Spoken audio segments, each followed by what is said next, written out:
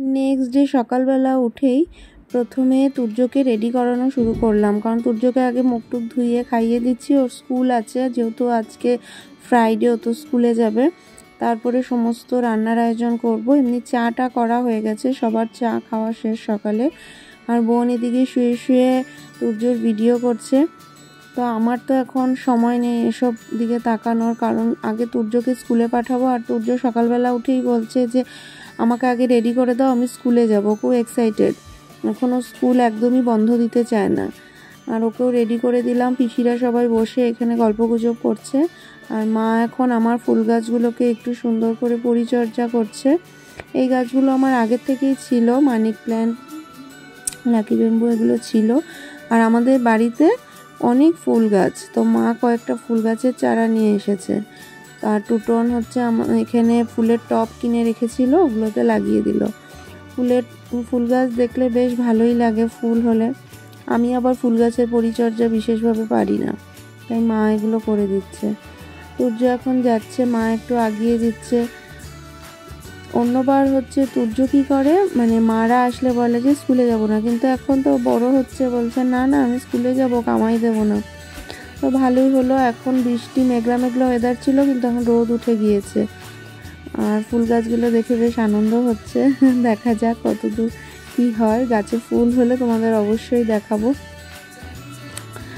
মা এখন গেট অবধি গেছে তুর্যকে দেখতে, তুর্য কোন দিকে যায়।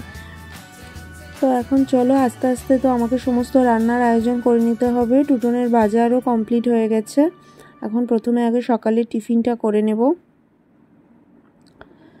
এদিকে আমি রান্নায় করেছি ডাল, চিতল মাছের কালিয়া করলাম। সকালে করেছিলাম হচ্ছে এদিকে শোল মাছটাও বানিয়ে নিলাম। আর সকালে করেছিলাম রুটি, ডিমের অমলেট, বেগুন ভাজা, কলা এসব ছিল। ছোটো মাছের চচ্চড়ি করেছি, অনেক কিছু করলাম। আর যেহেতু পিসি মাংসটা খায় না, মানে খেলে পিসির কষ্ট হয়, সেই জন্য আর মাংস করিনি, মাছটাই করেছি। এদিকে গরম ভাত ধোয়া উঠছে, ব্যাস সমস্ত রান্না কমপ্লিট। আর মা হচ্ছে এদিকে সজনে পাতাগুলোকে ধুয়ে দিল, এগুলোকে একটু ভাজা করব। পিসি মা সবাই মিলে এখানে গল্প টল্প করছে।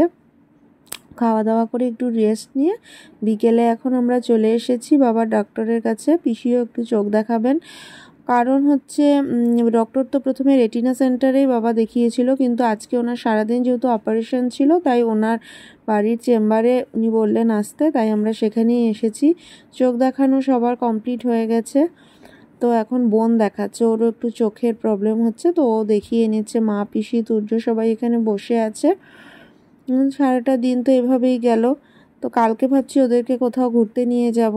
আর এখন চোখ দেখানো কমপ্লিট, এখান থেকে আমরা সোজা যাব আমার শ্বশুর বাড়ি, ওখানে ওদের সঙ্গে দেখা করে বাড়ি চলে যাব। তো আজকের মতন এখানেই টাটা।